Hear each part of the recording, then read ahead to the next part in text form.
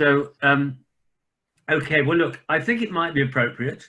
Maybe it's not necessary, but I'll give a very brief introduction to you, Jason, to everybody else. And then what I'm planning to do, what we've discussed is, I thought we'd get a chat going for half an hour or so, and then we'd open it up to everybody else because we know each other and we can, I think, explore some quite interesting things. It needn't be quite as predictable as Jonathan Ross style celebrity interview. You haven't got anything coming up that you're desperate to plug. So, you know, it won't follow that formula. So I will just say that Jason, whom I know a little bit, is this wonderfully versatile actor whom many of you will recognize from all sorts of different things. You might have seen him in the BBC comedy series W1A, playing this preposterous character, Simon Harwood. You might have seen him in the Jeremy Thorpe film, A Very English Scandal, playing Emlyn Hewson. You might have seen him more recently playing Harold Wilson in The Crown. Jason is, as I say, a very versatile chap. He's a member of the National Theatre Company. I've seen him in the odd play at the National. And he's, well, you played a serial killer, didn't you, in Frozen? Yeah. So he played many, many different parts. And so I'm going to just start off by asking you, Jason, what's life like in lockdown for an actor? Are you missing the theatre?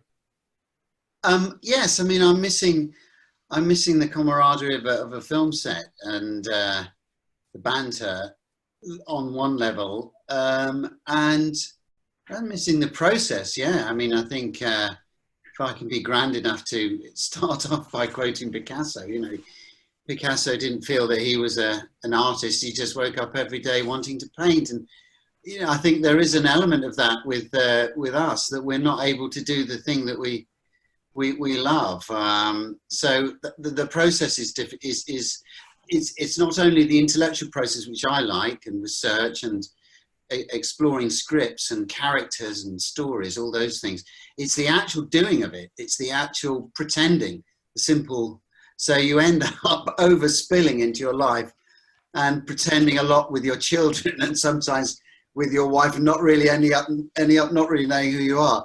But so I think that's been the frustration, is not working. And my wife, Para, likewise, she's an actress and a dress designer, but she was in Leopoldstad in the West End, which is now on hold, as it were. So we're all sort of coitus interruptus, and it's a funny place to be, also thinking that we may be the last back in, because you can't fill a theatre with 25 people. It just doesn't work. So I know that things are happening in other parts of the world. South Korea, for example, who are much further down the curve, they are admitting audiences, and they're playing to about 60%. So they're finding a way through.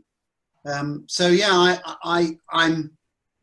I'm enjoying cycling. I'm a bit of a cycling nut, and that's all I'm going to say about that, because it will be interminably boring if I continue talking about my cycling addiction at the moment. But that's what's happened to me. I've suddenly lost a stone, and I feel like I'm a sort of Olympic veteran.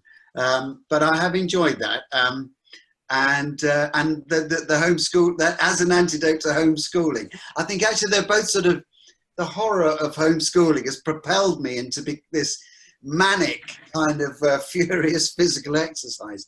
It's been very challenging, I think, homeschooling. I have an 8-year-old and a 13-year-old who's doing really, really well. Bessie's doing very well. She's doing her work, but Gilbert is an 8-year-old boy and wants to run around and be crazy. And so that's been a struggle. And I think what's also interesting is that with homeschooling, you just see and hear your own father or your parent teaching you. I really am turning into my father. My father's quite strict with me, and I've had dyslexic issues. I've had really reading difficulties all the way through my career. So And it may have started with my dad, you know, standing over me and me panicking because I just couldn't do it. So, you know, I can feel it kind of sort of cyclical. So I think one has to remember to take a view on that. But I know many families are studying and are struggling, and there's something to say about it. But from a personal point of view, yeah, that really has been a challenge. But other than that, I've been doing sort of charity monologues and stuff like that, reading some stories at Great Ormond Street.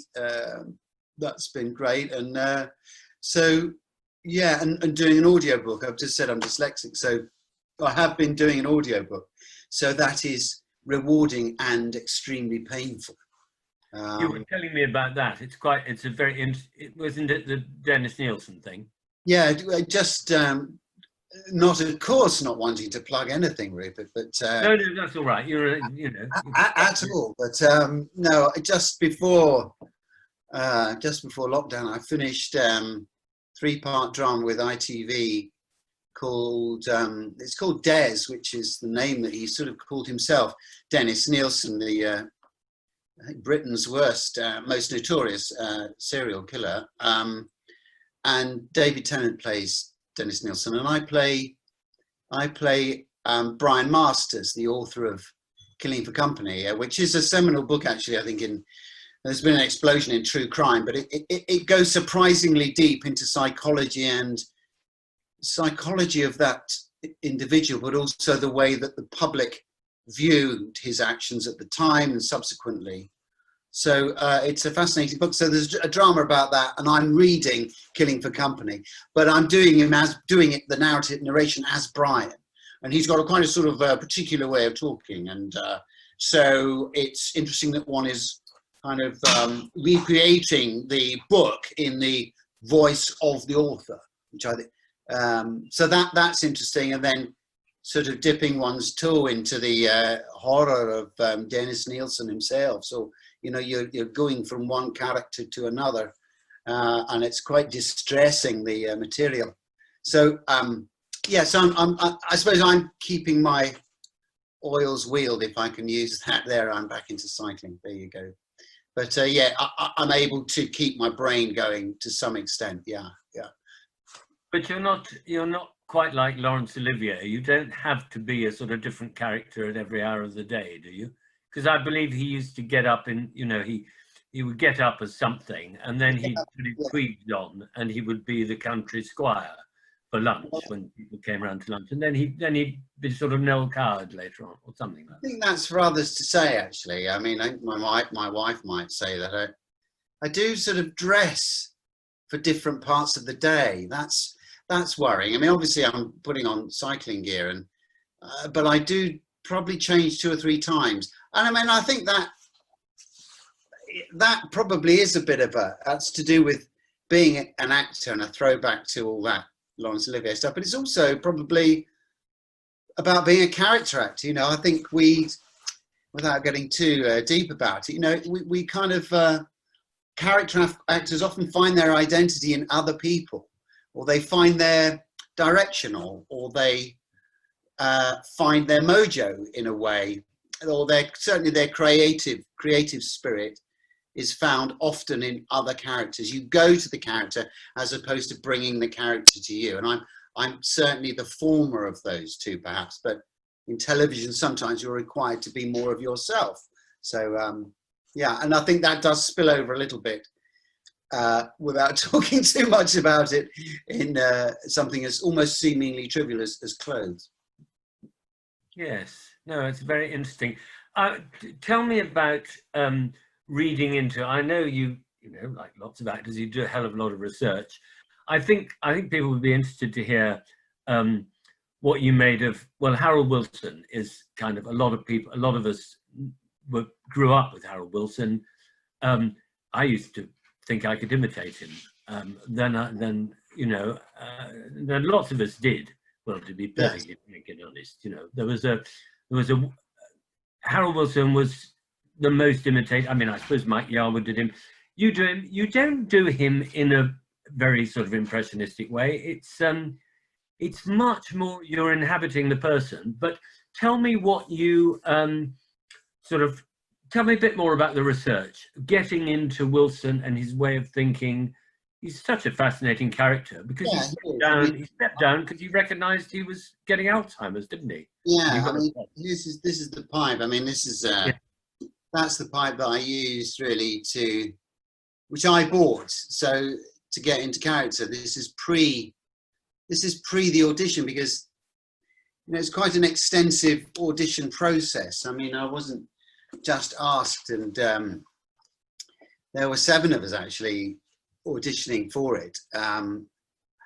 Which I can't name any of them, obviously, but they're very illustrious names, and I think I was very fortunate. But so I started researching him and started impersonating him quite early on in the process. So by the time I got to filming him, I'd really had explored quite a lot. So I felt a little bit like perhaps architects do sometimes, that you may put a project together and have wonderful ideas, and you're pitching it to your client, and you may have done several months' work and you don't get the gig. And so I think a little bit like that sometimes when it's something I really want to do. And so I did put a lot of detail into it and a lot of work. So, I started reading Ben Pimlott's rather wonderful biography of him. And I think one can talk about the straight biographical information, and that holds an enormous amount of interest because he was such an exceptional person and an interesting person from such a humble background, who did very well, being very simplistic about it.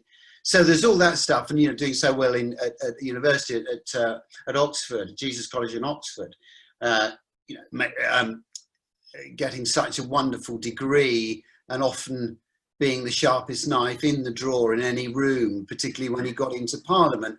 And because he spoke with a very strange, people thought that he was from working class, and I didn't got a clue what he was talking about. That he was able to manoeuvre politically, perhaps. But for me, during the research, it was just finding those little things that were interesting, little triggers, little things that fascinated you. I mean, one, for example, was that his father, several things about his father, but let's say two things about him. One was that he was made redundant when Harold was in his early teens. And I think that had a very strong impact on him. And I think he carried that and the pain of that and the consequences that it had economically, but also emotionally on his father. I think he carried that with him into his political life. So that's interesting. That's something that as an actor, you find concrete and interesting. The other thing is that also his father was a brilliant, Harold met his wife, Mary, at a tennis club on the Wirral. And he'd gone there that evening because his father was doing this act that he did, which was basically, can you multiply 755,000 by 628? And he'd go, 29,206. So that was his father had this brilliant brain that could do almost like a party piece. And clearly Harold inherited that kind of mathematical acumen, if that's the right term. And he was able, during his life as an economist and as a politician, as a prime minister, but as an economist, to be able to see numbers and figures right across a whole sort of panoply of them and read what they meant, the consequences of the numbers and what that meant. And he was often accused of being rather dispassionate. And I think a lot of that, it was said, came from his understanding that a particular dilemma or argument or issue was heading in an inevitable way. There was nothing anyone can do about it. And I think that was because he was able to, as he felt, assess an issue statistically, form an opinion and act on it. So that was interesting. And also that he sort of invented a sense of humor. If you see early footage of him, as the youngest cabinet minister since Peel, I think he was 26, was he? 29, I can't remember. And he had a tiny little moustache. and because of technology, his voices, not that sort of thing. I'm doing some research at the coal board, and he was terribly, terribly dull. Stood there with his little moustache and said a lot of very dull things. And I think he was accused of being rather bland. But I think what he did was that gradually over time, he brought his own personality into his political persona, and he understood the value of media, and things are going well probably, and he found a confidence. So Gerald Kaufman said, who was sort of worked as a junior advisor with him, said that he was he invented a sense of humor for himself, I think was the term he used, which was slightly unfair, I thought, but but those little things are always interesting when you get to play him, because you're always looking at externals, a bit like, like Christopher Jefferies, the character played in Bristol. There's so much external things that are interesting, but what you're trying to do is to think as the character. You're thinking, what you're doing specifically is really thinking in the rhythm of the character as you perceive it. So you're trying to think the thoughts as the thoughts arrive.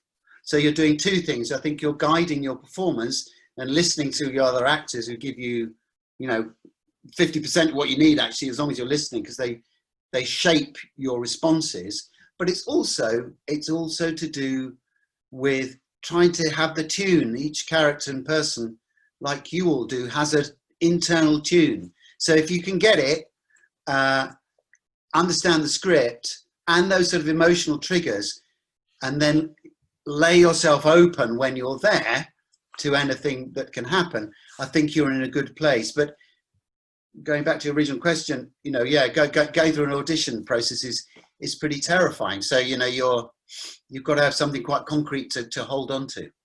I've enjoyed watching The Crown and seeing you play Wilson, and you get some wonderful lines. There's some wonderful writing. I presume Peter Morgan wrote it all, and so there are things in it, like the fact that you sort of, I think it's well known that Harold Wilson and the Queen really hit it off after an unpromising beginning, that they hit it off because they had things to learn from each other. And you, as Wilson, tell the Queen how it's all an act. You're an act. How you Wilson have the pipe. You don't smoke a pipe normally. You don't drink bitter. You actually like brandy and cigars. But I prefer, to be a politician, you require these props. Yeah. So you, Your Majesty, get over it. Don't worry about it. Just give people what they want. Or yes, I think that, did you write? Did you have any input into that, Jason? Or was that all Peter Morgan? Well, Pete, it's you worked together. It's Peter. We worked together before. We worked together before on the Christopher Jefferies project, and we did a bit of tweaks around the limericks. If anyone's familiar with the episode 2, I think limericks, that there was a sort of drink off between Princess Margaret and the American president's name, Johnson, of course. Fictitious, wholly fictitious, of course. And that's a big contention, obviously, with the series in terms of what was factual and what was real and what wasn't. But yeah, but I think I suggested, and I'm going to take the credit for this, that Wilson tells the Queen, imparts the limericks himself. So there's a bit of Helena Bonham Carter's wonderful portrayal of Margaret saying the filthy poetry to Lyndon Johnson, and Wilson rather uncomfortably retelling it to the Queen. So I think I suggested that. I don't think Peter's going to give me credit for that, but yeah, I understand the way he writes. I think that's the thing.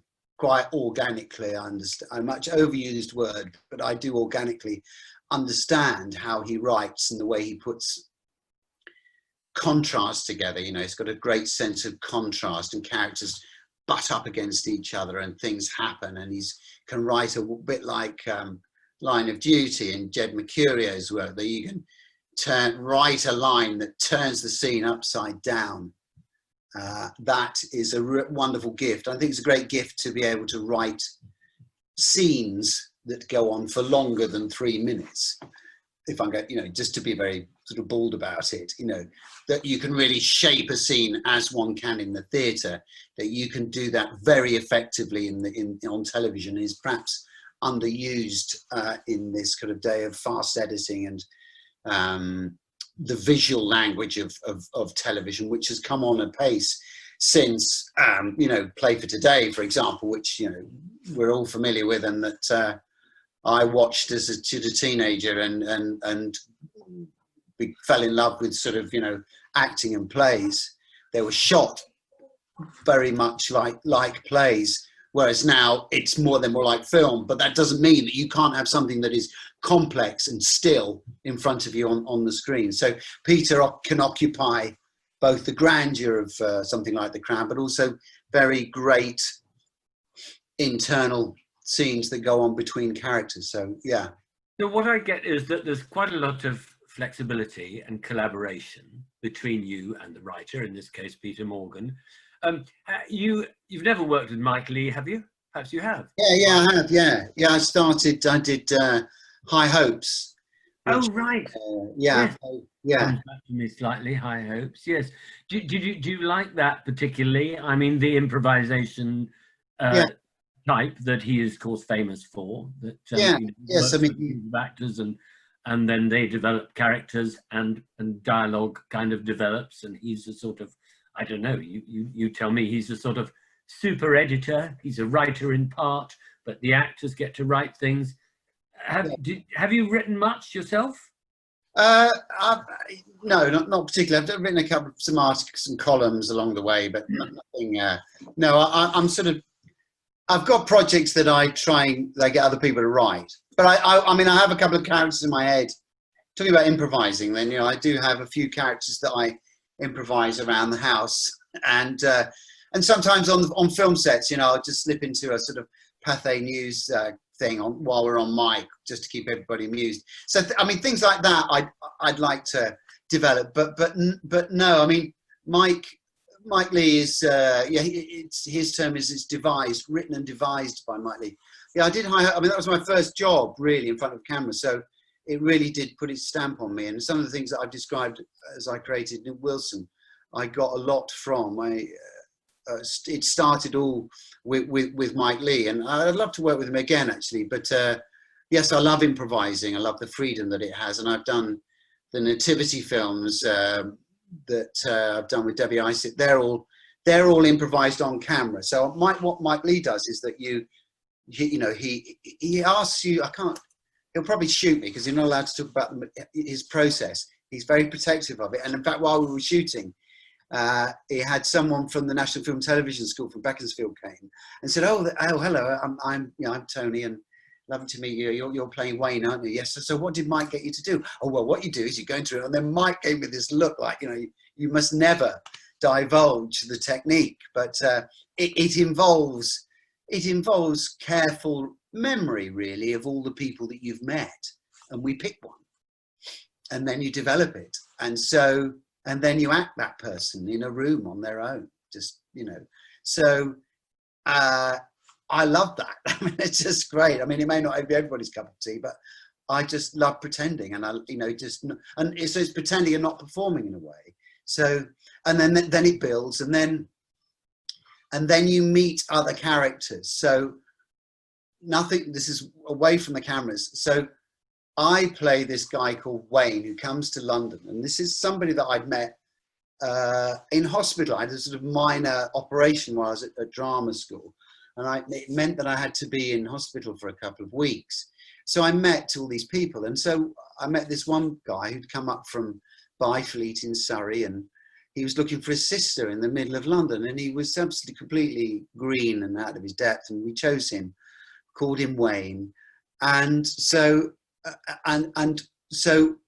I was then to meet another character, another actor. So Mike said, "Listen," and I had my costume at that point. We talked about my costume, what he'd wear. We talked about what he had for breakfast, what his room was like. I remember one evening we talked about his room and went through all the detail of what we thought Wayne's living room would be like. And the newspaper would come through at a certain time. He'd make a cup of tea. There'd be a particular kettle. He'd have a daily routine. So 2 days later, I walked into the rehearsal room and there was the living room. And so I could live in the living room with the kettle, and the paper would come through. And so you just begin to really, you know, I think it's fascinating, and you take from that what you need to then build a character. You don't have to, as I'm doing now, tell everybody about it. The process is interesting. Some people find it interesting. Thank you, Barney and Kate. I think you are finding it interesting. That it is, you know, it does feed. It feeds a wonderful.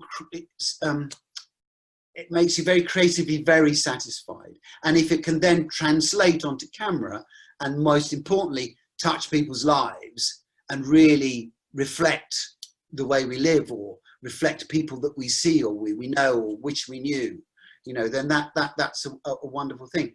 So on this night, we got all that detail together, and I was to go out and ask somebody where Ballswood House was, which was the name of the sort of estate where my sister lived, my fictitious sister, Vivian, I think she was called. So he said, get into character, walk round the block, come back and give the man working on the motorbike, ask him the question. So I picked up my suitcase and got into character and walked round the middle of King's Cross, and not as it is now with, you know, £2 million apartments. It was a pretty dodgy area. And I remember setting off, thinking, oh my goodness. And I was 24, I think, at the time. And I was walking around and I saw Phil Davis, the actor, wonderful actor. Oh, that's Phil Davis. And I bottled it. And as I went up to walk, and I just walked past him because I was so nervous that I actually walked past the actor I was supposed to be improvising with. And Mike Lee popped up from behind this skip with his little hat on and said, okay, just come out of character, come out of character. But don't worry. Are you all right? So you're right. So we sort of went through it again, and then I got myself together, and then we improvised that scene, which was then in the film, but it was all scripted. So they had a script supervisor. So it was all we said was scripted. And when we came to shoot it on the day, he reminded us of the lines that we had said. So it came from somewhere that was very, we'd already sort of been there and understood. Things like nativity, it's all, you invent it on the spot, on camera. So it's a little bit like I'm doing now, but so that's a different process. So I love improvising, yeah. Well, what about the comedy stuff, like Simon Harwood? I mean, is that, I can't remember who wrote it. Who wrote the... John Morton. John Morton, yeah. Oh, okay. I've forgotten his name. Yeah, John, he did.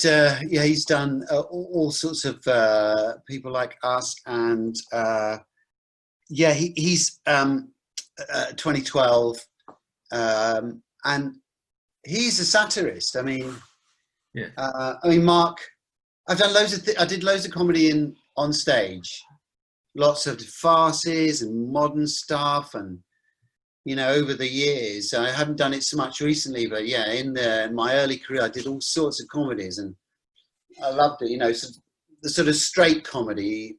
You know, I'm thinking, well, Kafka's Dick, you know, Alan Bennett and stuff like that, and then some restoration stuff, and so I've got quite a good back catalogue.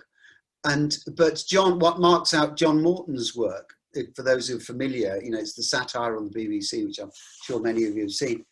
I mean, Mark Gatiss said to me, he said, so name dropping, but he said, oh, so he said, I thought the thing about satire was that it actually sort of undercut, you know, the subject, and that they maybe may change their ways as a result of the satire.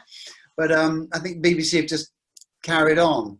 But it is an affectionate look, I think, at the BBC in all its ridiculousness and colour in a way, and a celebration. Thank God, you know. Yes. Thank God. Jason, I want to interrupt you just because I want to say to everybody who's tuned in, you might like to send suggested questions into the chat. I'm sure you know how to do that. I've got hellos from everybody. But it would be good if you want to use that. If there's something you're burning to ask Jason, put it in the chat, and I'll try and pick it up. Or Tim, who's helping me, will pick it up, and we'll put it to Jason. I'd like, before I hand over to everybody, which I'm sure there are people dying to ask you about all sorts of different things. I'd like to talk about the Christopher Jefferies thing, and maybe also, up to you, Jason, the BAFTA speech, when you talked about how you kind of identified with the victims there. Just to remind everybody, Christopher Jefferies was this unfortunate teacher, very bright and interesting man, who's subsequently done some sort of broadcast of his own about what happened. But Joanna Yates was a woman who was killed on around Christmas, and then she went missing, and then her body was found. And Christopher Jefferies, I can't remember why, was fingered for it. The police arrested him and questioned him, and then the tabloids really got onto him and gave him the most terrible time. And it was the monster, and he was monstered in the tabloid, is the tabloid term. He was absolutely monstered by the press, and of course he had nothing to do with it, and somebody else turned out to be the killer. And you played him, and that's what you won the BAFTA for, and that was a hell of a part to get into. You had to meet him. You didn't have to meet. You did meet him. You wanted to meet him. So take us through that and how you actually put some of your own life into that, because I know you did. Yeah. I mean, I think yes, and yes. I mean, that's. I think when you read a script that is about something, I mean, I know it sounds really simplistic, but it isn't always the case. This is a script. It was about something. Obviously, it was about the terrible murder of Joanna Yates. That was horrific in itself, and it has a sort of detective element to it, the piece, and works on that level of a crime. Then it's also about press regulation and the hounding of an individual by the press, and which then fed into Leveson, and which is still ongoing. Maybe they'll do part 2 of that, maybe they won't. But so yes, it worked on that level as well, and also it worked on the study of an eccentric and an individual that we and our perhaps suspicions and preconceptions about eccentrics. It was also a kind of celebration of eccentricity as well. So, I think it worked on many levels, and that was what was why it was such a rich piece. And that doesn't always happen. You can have a thriller or in television, things are often pigeonholed for, selling purposes, really, in many ways. But so, yeah, and I mean, I did a lot of research, and we actually read all the transcripts of the interviews, police interviews. They themselves are fascinating. And and it was, I suppose it was a chance. I'm just going to close the door because I can hear teenage giggling. And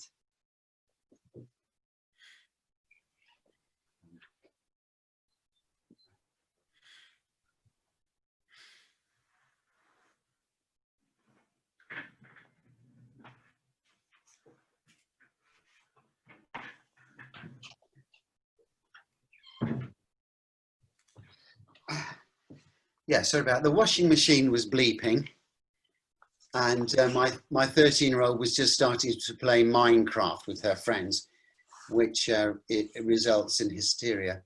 Yeah, so it was something that had these great ingredients, and I think for me, I had Clara, my wife, had in 2011. Some of you may know this, but we lost our daughter to sepsis suddenly in 2011, was a 2.5-year-old Maud, and she died on New Year's Day, in the night preceding it, which coincidentally was that particular New Year's Eve was the New Year's Eve that Christopher Jefferies was in custody in a prison cell. And I remember shooting that scene, which was strange. And I also remember shooting a scene where Christopher, once he's released from custody, his friend where he's staying shows him all the newspaper headings and the way that he was monstered by them, and these terrible photographs of him, and making him out as a weirdo and all completely unjust, and sharing the headlines on those, what were prop papers, but obviously were taken from the real thing, were headlines about flu and the flu epidemic, and on the same day that our daughter died. So it was around that time. So life and art were inextricably linked, and about the death of a daughter, obviously, and that was all swimming in there. But I think also, that I've just watched last night. Funny enough, watched the Eric Clapton documentary, which is wonderful. I recommend it. And we were watching it, and I said to my wife, Claire, I said, you know where we're heading, don't you? Because sadly his son died tragically in a terrible fall in New York. And after we braced ourselves, it was obviously a very difficult watch. But the documentary then charts Eric's, change from crippling alcoholism to he completely turned his life around. And I wasn't addicted to alcohol, or I didn't have his demons necessarily, but I mean, I certainly subsequently, and I think we can both say that, have focused our lives differently. And I think Christopher Jefferies was an example, consciously or subconsciously, where I changed the way in which I worked. I just was so utterly focused. And I think it came out of both an opportunity to do something very well, which I cared about. And, the thing was about something. It was like doing a wonderful piece in the theatre. But it was an energy that came from something that was definitely fired by the loss of my daughter. So, I think you get a kind of blood transfusion is one way, perhaps. You get a kind of, you get everything becomes, the stars aligned, I suppose, the planets aligned. And I think one is almost being pushed by them, but I think there's a certain amount of you pushing the planets around as well. So, it was an extraordinary time really to make. And I just cared so deeply about it. I remember talking to Roger Michel, who I'd worked a lot in the theatre, saying, I said, we're sort of writing a novel here, aren't we? We're writing our novel, because we were going into it with so much detail and so much passion. And, and then everything that followed was a lovely bonus. And it gave me the opportunity to talk about Maud at the acceptance speech, but also the BAFTA then enabled me to be able to have a bit of profile and talk about sepsis and talk about child bereavement. So I'm now a patron of Child Bereavement UK and an ambassador for UK Sepsis Trust. And so my life has changed enormously since then. Jason, thank you very much. I'm going to now take some questions. I'm going to hand over. Can Tim, my Zoom guru, we'd like to unmute John Bryant, who was one of the first in with a question, which seems very relevant to me. John. Hi, John. Hello. Yes, from Harrow, but I used to be a councillor in Camden, where you are. So I trust it is still prospering. My question was really about when you get immersed in a character for an extended period. You told us earlier that it actually sort of takes over a little bit. How long does it take you to actually come out of character at home and come back to being sort of normal? Yeah, I mean, I always thank you, John. I mean, I always underplay this acting thing. I just sort of a love-hate thing. You think, oh, it's just, I just sort of just do it really, or it's just a bit. That's rubbish. I mean, I clearly do go for it. I'm very nice on set. I'm not one of those guys that will be asked to, to have staying in character while I'm having my lunch and stuff like that. It's very much disciplined within the time I'm in front of the camera. But no, Christopher Jefferies is a great one in case in point, because he had this particular way of moving his hands, and which is a bit like this, you can see. So he's got this sort of, he'll kind of got this sort of, he'll find a way that his mind is so it's almost like his mind is his fingers. And you realize that when you meet him, that this finger business is actually his mind spinning. And he's just got this great ability, Christopher, to start, unlike me, to start a sentence, launch off, cross-reference, come back, bring in some Byzantine influence, slip that underneath, and then hit in a cultural reference, and then finish the sentence. He's got this incredible intellectual ability and dexterity. So, and a lot of that was to do with doing that for a good 5 or 6 months after you'd finished playing him, which was pretty creepy for her. And in fact, in our wedding photograph, one of the wedding photographs, it's sort of, I think I remember the photographer saying we're both standing here, and he said, just go, if this is just touch her hair a bit, and my sort of fingers came up, and even on the picture you see these sort of Christopher Jefferies fingers in my own wedding picture.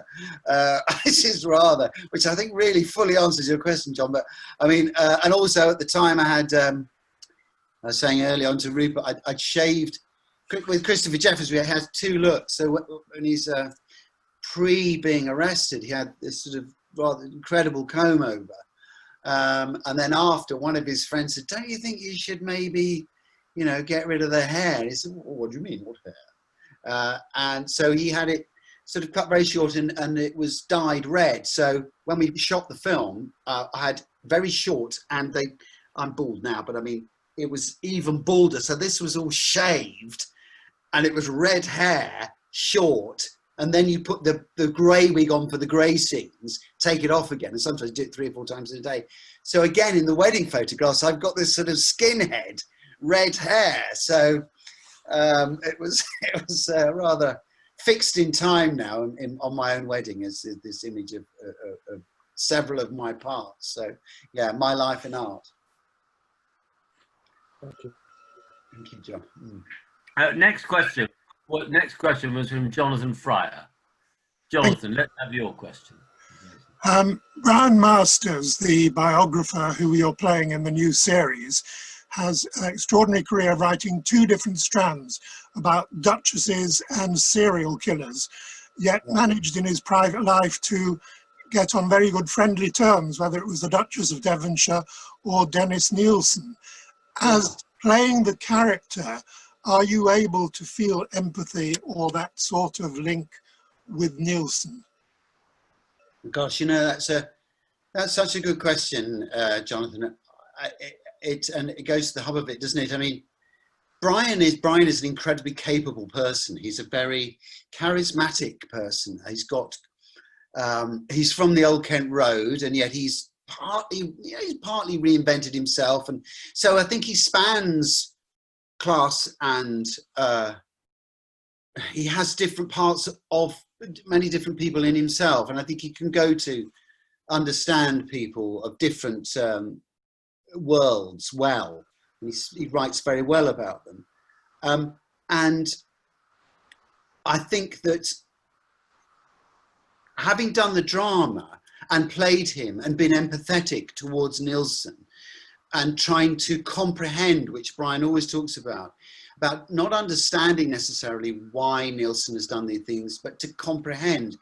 Now, part of me thinks that actually that is a bit of it's almost a get out, because it is understanding. It is understanding without at all accepting it as it is shocking and awful behaviour, and they're terrible crimes, and they're not being excused, and he was rightly imprisoned, and they are shocking. And having, so when we were shooting it, I was very much with Brian, and Peter J, the detective played by Daniel Mays rather wonderfully, is much more pragmatic. Once him banged up, doesn't care about why he did it and his background and his family. I mean, if you read about Nielsen's family, which I am doing at the moment, and his upbringing, you know, all these triggers all the way through, oh my goodness, even down to the kind of worship and adoration of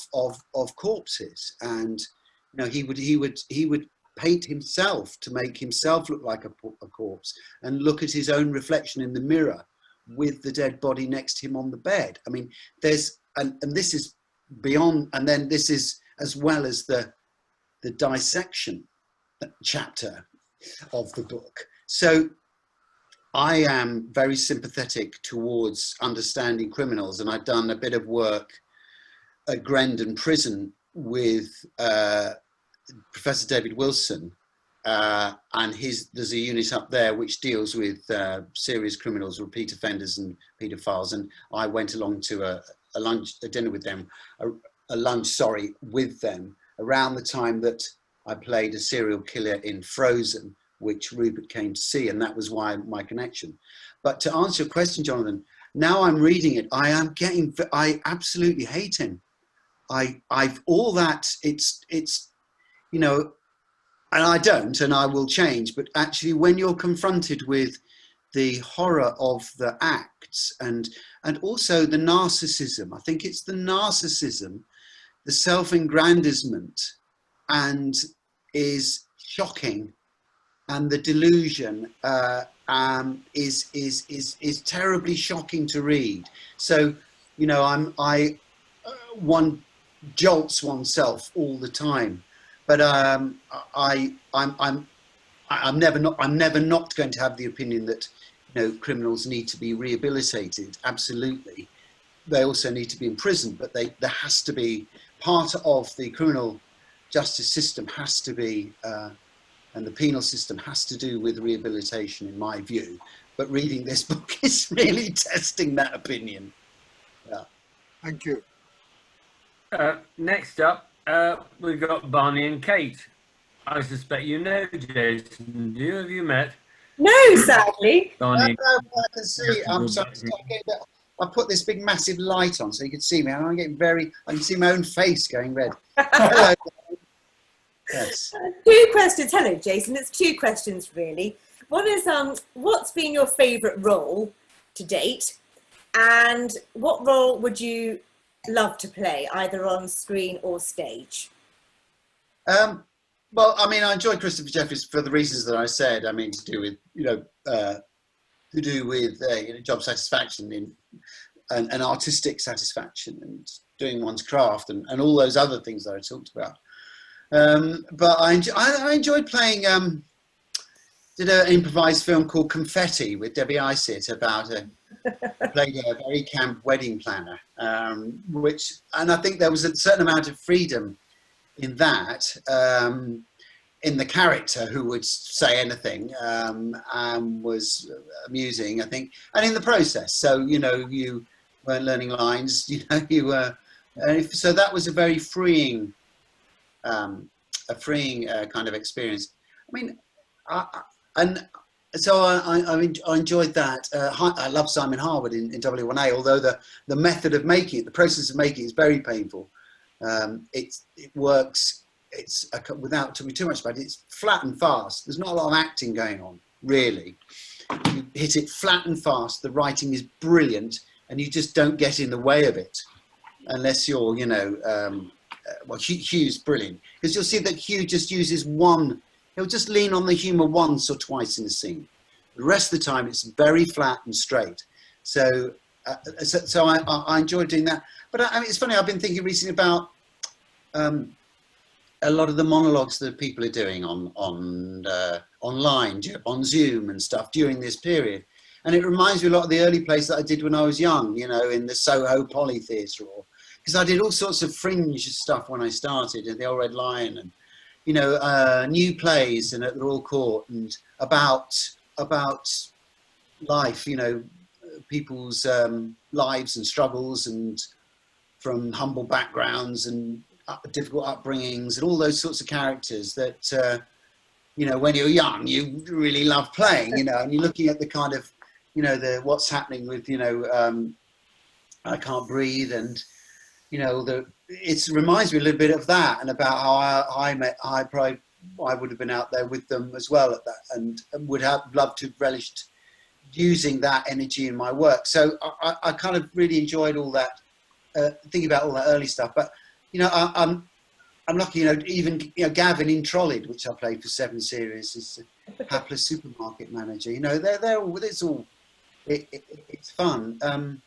But in terms of what I'd like to play, I mean, I'd like to go, yeah, I mean, I'd like to do an American piece. I'd love to go to America and do a really good series in America.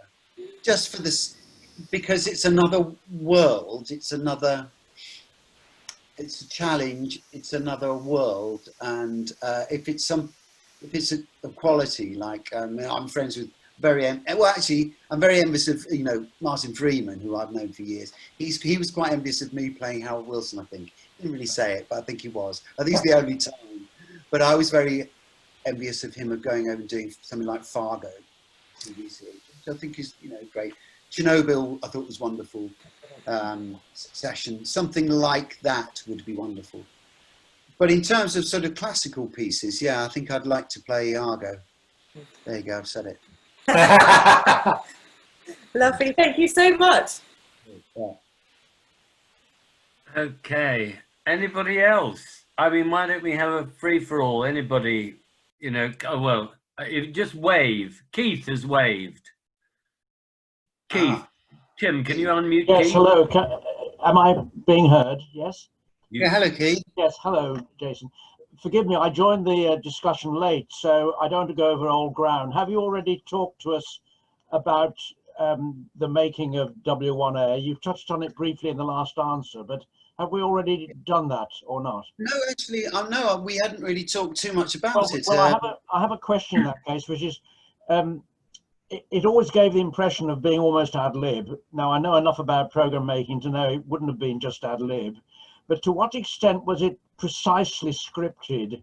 In particular, you were frequently just saying a one-word line like brilliant or something like that.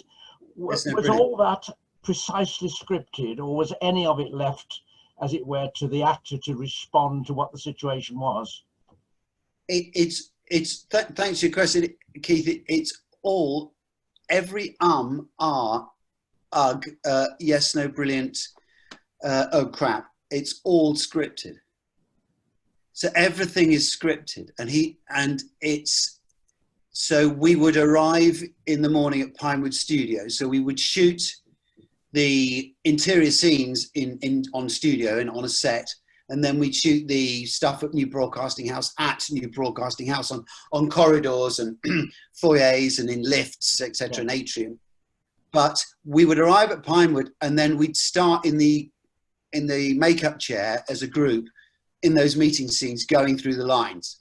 So we'd start and, you know, going through the lines, then we'd be getting mic'd up in a room next to the set. We'd be going through the lines as we were walking to the set. And because it was just one quick line after, yes, no, brilliant. It would just, and we knew that we had to come in on cue or it wasn't going to work. So we sat down around the table, the cameras were being set up, we were still running it. And then John said, you know, how are we doing? Are we ready? So we then start and then fuck up a lot. I mean, you know, so all that work, oh shit. But you had a feeling of what was necessary.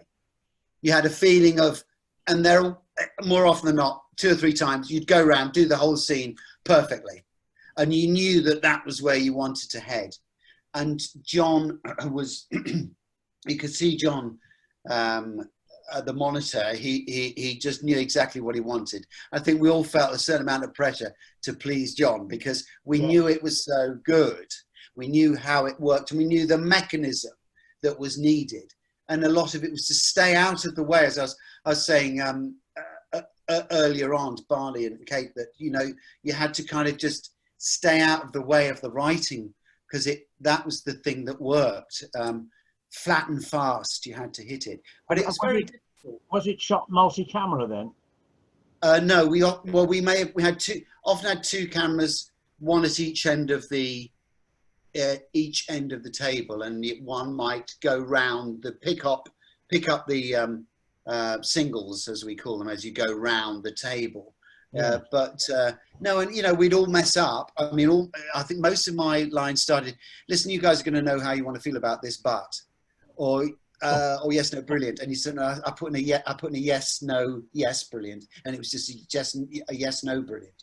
So you knew it was just torture. And, you know, I can see Monica Dolan's face now and her red cheeks, just because she's so frustrated at trying to get it right, which we all did in the end, of course. But yeah, very painful process to make. I mean, particularly those tables, I think some of the younger actors were a bit better at it than we as old people. But yeah, that was the process. And in a way, we understood the script, but when we saw it, it's a terrible admission to make, perhaps, that when we actually saw it, you could see why it works. The making of it, as in a lot of television, and we all know in the arts, the actual making and creating of it is different to the viewing of it. It's often a different animal. Oh, thank you. Well, it was just, well, to coin a word, it was brilliant. Yes, that's brilliant. Thank you.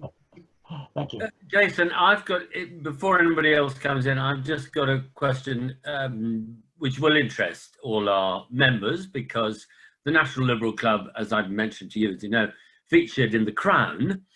Actually, it was in a scene between Princess Anne and Parker Bowles, so it didn't involve you in your Wilson persona, but you did play Emlyn Hewson in A Very English Scandal. And I just wanted to ask you about that, whether you had any reflections. I think when, you know, we talked briefly before and you said that actually, you know, the Emlyn Hewson part was rather interesting, but it wasn't a big enough part for you really to project enough. I mean, Emlyn Hewson was somebody who had doubts about Thorpe, but you weren't really able to develop them. It was a wonderful 3-episode piece, and I'm sure you watched it. Oh, I hope you did. Stephen Frears did a fantastic job, and Hugh Grant was fantastic as Thorpe, of course. But what were your thoughts? I mean, we as members of the National Liberal Club have lived with this for some time, you know. Occasionally people want Jeremy Thorpe's portrait to be moved to a less prominent place because they think he wasn't actually a frightfully good guy. Others were friends of his. So there's, you know, these are interesting subjects to us. So what did you get from your little brief stint as Emlyn Hewson? What was your insight into? So, I mean, it was a big establishment thing, wasn't it? I mean, the Thorpe trial was that very, very biased judge, so wonderfully sent up by Peter Cook. Go on, sorry, enough talk from me. It's a huge piece. I mean, it's a great read, isn't it? The book, and a brilliant adaptation as well of that book. It travels, it moves very quickly and brilliantly. And I wanted to work with Stephen Frears. I mean, that was one of the reasons, and I took the part because you know, I kind of wanted to work with him and be part of a wonderful project. It was tricky because I wanted to do my usual amount of research. So, and it was a small part. There are no small parts, only small actors, as we say. So I did my research, and the scripts are still coming through and changing a bit. And I was speaking to, I'm just remembering now actually who it was I asked. It was Keir Starmer, because Keir Starmer his children go to the same school as mine. So I was sort of on friendly terms with him, and still am. And I said, he said, "Oh, I know Lord Carlisle. Go and see him. He worked with Emlyn Hewson." Oh, great! So I went to see Alex Carlisle, and he told me a lot about Emlyn Hewson. and he was a I think he was the youngest person called to Silks, wasn't he? And a brilliant barrister, and they worked together as a team. And I learned a lot about him. But of course, when we got the scripts and we got to shoot it, none of that was really there. And it was a really, Hooson in the piece was really a mechanism for dropping Jeremy Thorpe in trouble, in that he was the one who pursued information through Parliament and then onto the courts to begin the process of finding out what had happened. And I think that the inference in the piece was that Hooson was disgruntled by his loss of the party election previous years. So, of course, and that was a dramatic device which maybe didn't hold 100% factual accuracy. And Lord Carlisle wrote a piece in a newspaper subsequently about that. And I spent a Saturday writing him an email back and, apologizing if I had offended him, and hopefully we will, we exchanged emails and it was fine. But it was one of those things where it was tricky. I felt, I don't think Edmund Hooson was at all slated, and his reputation wasn't besmirched, but it was a point of his life that we took, and because you don't get to see the whole lot and all the work that he'd done on the circuits and as a barrister, and all the good deeds that he had done, both in his work and as a Liberal MP. I mean, he was an exemplary Liberal MP for Monmouthshire, I think it was. And so, yeah, that was a tricky one. It felt difficult, and I shouldn't really be saying this to you guys, I know, but sometimes it's things are out of your hands. So yeah. Thanks, Jason. Look, we have had 3 more questions, and I'm going to ask. I can see Joyce. Sorry, I can see Joyce waving at me. Joyce Bell. She's top of the list. Joyce, it's your turn. Joyce, we want to unmute you. Thank you so much. Thank you. Now, I am devastated to have lost 4 theatre visits this year, which I was massively looking forward to, including Leopoldstadt. Yes. It's terrible for the theatres, it's terrible for the actors. And what can we as theatre goers and as the profession, look forward to, in your view, please? Gosh, I mean, yeah, it's well, my hope is that, as I said earlier on, I know that countries that are much further through the pandemic are finding ways of getting audiences back into the theatre. I think that one view was that you would test yourself in the morning, and if your temperature, and if you weren't feeling well, then you would not go in, and you would self-diagnose and choose not to go into the theatre. That isn't the answer, clearly, is it? I mean, it needs bums on seats to, you've got to play over 60% anyway to you're breaking even at 70-80%, so and the National Theatre, of course, that's struggling, and I don't know what the answer is. In terms of theatre, I can give you lots of answers about what's happening in television and film. There are ways of overcoming it, but in terms of theatre, groups of people getting together, it's going to be difficult.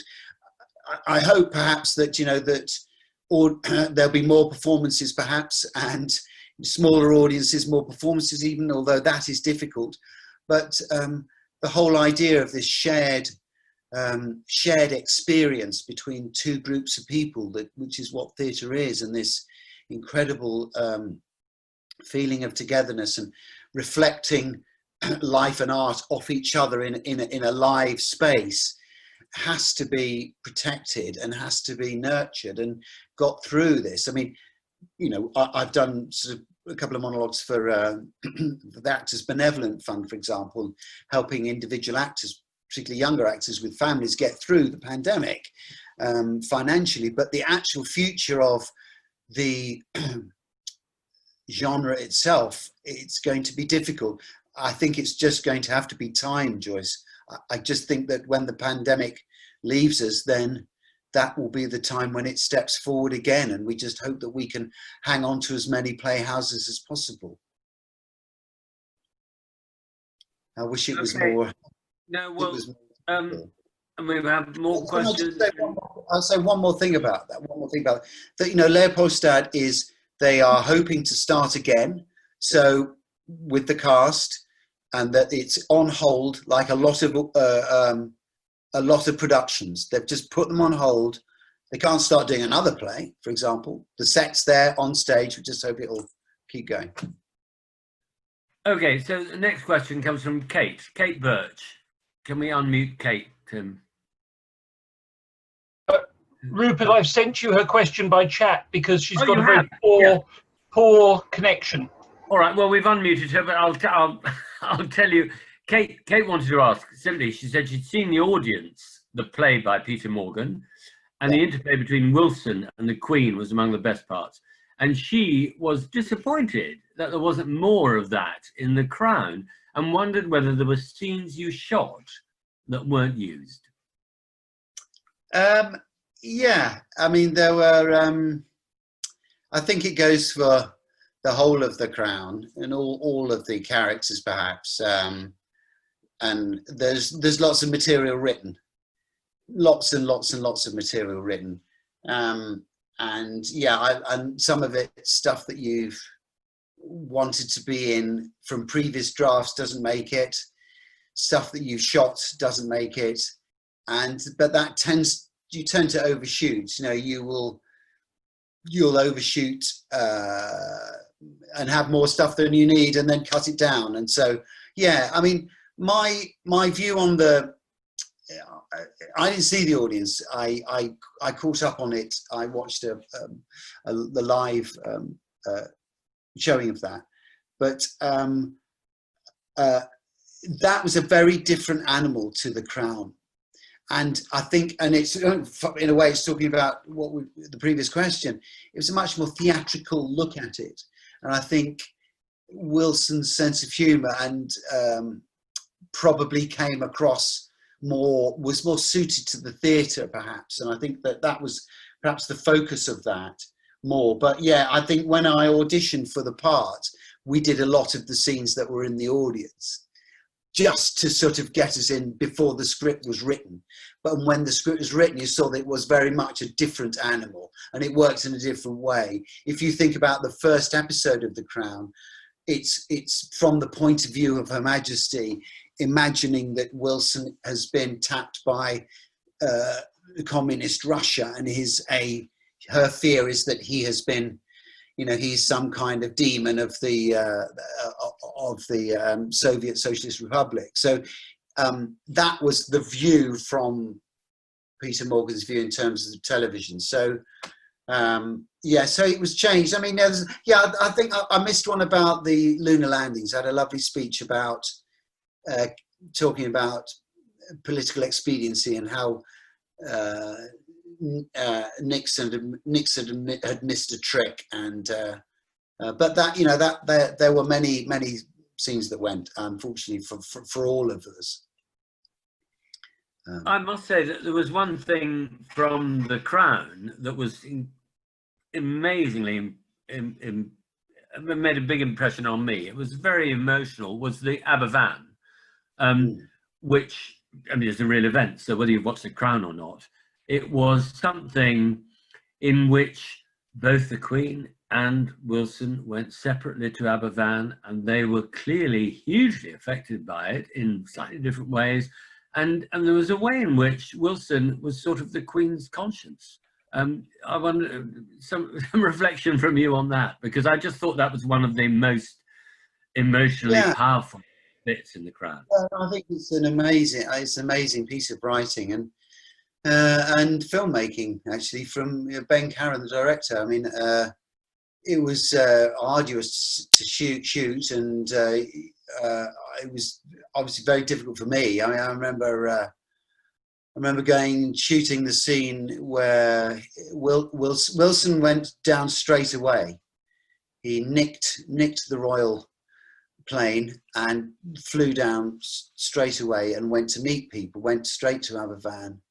And I think we're all probably familiar with that black and white, stark black and white footage and live early television with John Humphreys actually was reporting live from the scene. And we sort of recreated that at Elstree, on the back lot of Elstree. And I remember walking up towards the cameras, past the military vehicles, and all I could see were these bright lights. And normally when you're filming, you know, you'll see beyond the camera as an actor, you'll see, you know, crew members and caterers and staff. But with that, it was just, it was pitch black. So you really felt as though you were there.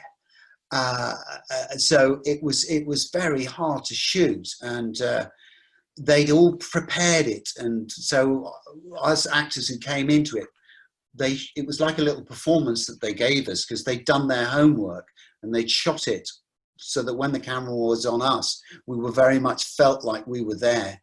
And it was a very difficult night shoot. I remember for me, I couldn't get my lines out early on. I found it so difficult, but we got there in the end. And yeah, Wilson.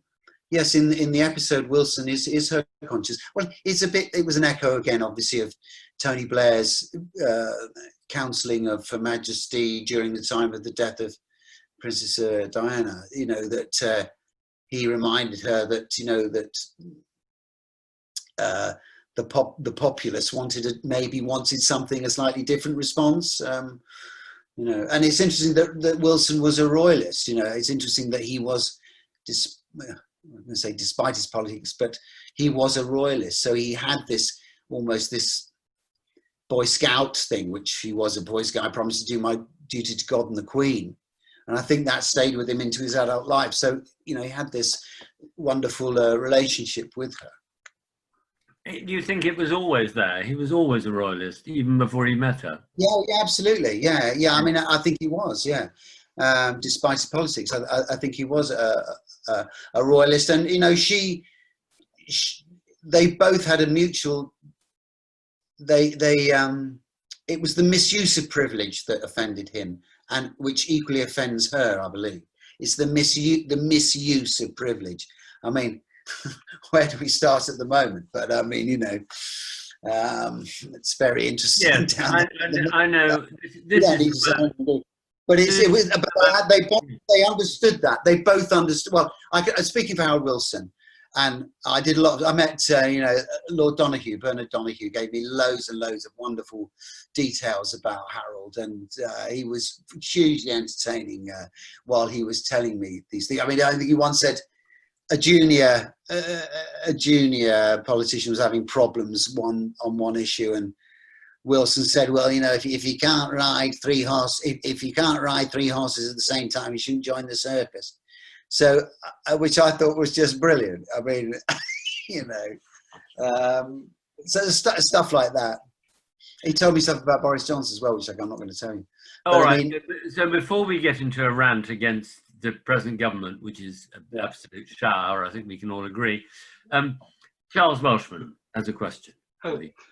Hi, Jason. I wanted to come back on Emlyn Houston. I was in chambers with Emlyn for a number of years. He was a very clever man, as you say, had a very easy manner, and it appears that it may well have been the script which was the problem, because I think your portrayal of him in the Thorpe case didn't really hit the spot. The first thing was, and I don't know whether this was is factual, but I found it incredible. I've got no idea whether it was true or not, but I found it incredible that Thorpe would have gone down to North Devon to commiserate that Emlyn would have gone down to North Devon to commiserate with Thorpe. I'm sure he would have commiserated appropriately. He certainly had no great love for Jeremy Thorpe, but I'm sure, knowing Emlyn, that he would have conducted himself very properly. But I just found that scene very unconvincing in terms of the way Jeremy Thorpe would have, the way Emlyn would have reacted to Jeremy Thorpe. And it may well be that, as you say, it was the script. I know that Alex Carlyle, I mean, not from any emails I've seen, but I know that he had some concerns about how he was portrayed. But it's obviously very difficult. It was a small part in a major drama, and to capture a man like Emlyn Houston in a short scene. I don't know how often he appeared. He only appeared about 2 or 3 times, I think, in the course of the case. Yeah. But that was my reaction. I just wanted to share it in view of the comments you made about it. Yeah, dramatists often put things together for dramatic effect to tell a story. And I think that a writer wanted to tell, he had a particular strand, he wanted to build up an a sort of a friction between characters to release drama. That what happens is the characters butt up against each other and drama is created. And they often happen in big ways in terms of stories, and often in smaller ways to do with characters. And that was certainly what Russell T Davies was aiming for, and with Emlyn Houston and Thorpe, and that in his mind, and perhaps inferred also in the book as well, was that that Houston felt stung by the loss of the election, and that then powered on through to subsequent actions. But I sympathise with you, and I don't know if you heard my answer before. I don't feel 100% great about it, and I wrote a very long email to Alex after I'd spoken to him, because I felt, that he'd shared some information with me about him, and I invited me to Chambers, and I had this conversation, and which was really prior to knowing the exact material and the way in which Emlyn was portrayed and used in the story of it, and not being able to give him enough of what Emlyn was like, because I'd done my research on him, and he obviously was a wonderful and capable person, and him and Alex were very good friends. All I can say is that during all the press that I did about it, I talked very warmly and fondly about him, and tried to intimate, as I am now, that for dramatic device you don't get to see the whole of a person, so yeah, it was a difficult time, and I'm sorry that I know that some people feel that Emlyn wasn't portrayed in as favourable a light as he perhaps should have been. Yeah, I don't think, I mean, if I come back on that, I don't think necessarily unfavourable. I just, very difficult to capture the man. I mean, it's one of the, obviously you as an actor are trying to portray somebody, and of course, you obviously try to do it as successfully as possible, but it didn't quite hit the spot as far as Emlyn is concerned. I mean, one of the tragedies is that Emlyn didn't really write about this matter. Some of his views on Thorpe are well known. There's a book on his life, which is a collection of pieces. Emlyn only wrote a very small piece of it. Other people contributed, and so in a way, I mean, Emlyn Houston's side of the story would actually be fascinating, because he certainly had no love of Thorpe. Maybe I'll get a chance to do it properly. There's no footage of him whatsoever. There is no footage anywhere of Emlyn. There's no voice of him speaking. There is no footage of him. So anything that I could concoct for my 3 or 4 scenes came really from Alex and from the little snippets that I'd read about him. So I should have come to you, really, shouldn't I? Well, yeah, but Emlyn glided through life, and in fact, when he was in Chambers, I mean, Chambers never knew whether he was in court or in the House of Commons, and I'm sure the House of Commons, didn't know whether he was in court or whether he was in Chambers or where he was. But he did say, I remember him saying to me on one occasion, that you don't want to make too many speeches. He took the view that you made an intervention every so often and you got reported. If you were doing it every week, nobody took any notice of you. But I'm a bit surprised, as the leader of the Welsh Liberal Party was, that there's no footage of him, or indeed at a Liberal conference. No, I didn't find any of it. Certainly, I don't think I heard him speak either. No. I think we can't hold Jason responsible for too much of this. No, not at all. I do have. Thank you, Charles. No, but I mean, I'm sure Jason enjoyed that actually. And well, sorry, what am I saying? Probably you hated it. No, I mean, but maybe I'll protect you from any more members of the National Liberal Club telling you how you got everything wrong by moving. You might like some dinner, Jason. I don't know. You've been on for an hour and nearly a half, so I really appreciate it.